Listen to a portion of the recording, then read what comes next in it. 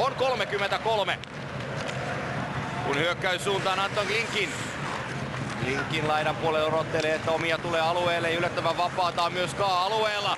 Hyvä yritys Jevgeni Kuznetsovilta. Sokolov ui rintamaalinsa suulla, nousee sitten polvilleen ja on jo torjunta-asennossa, kun seuraava laukaus menee ohitse. Shajanek pudottaa alakertaan, sieltä hukkuu Skaalta kiekko ja siinä on vieraiden paikka ja avausosuma. Jevgeni Kuznetsov tekee yllättäen Traktor Chelyabinskille tähän otteluun avausmaalin, joten jos vietetään avonaisien ovien päivää Traktorin puolustusalueella, niin sitä samaa voidaan sanoa SKA viisikon puolustamisesta tähän erän alkuun. Missä ovat SKA hyökkääjät? He ovat jo lähdössä hyökkäykseen. Gusen Vorobiev täysin kaksistaan omalla alueella. Aivan käsittämätöntä viisikon puolustamista SKAlta. Nyt on takinpalttoossa sitten aivan kaikki napit auki. Jevgeni Kuznetsov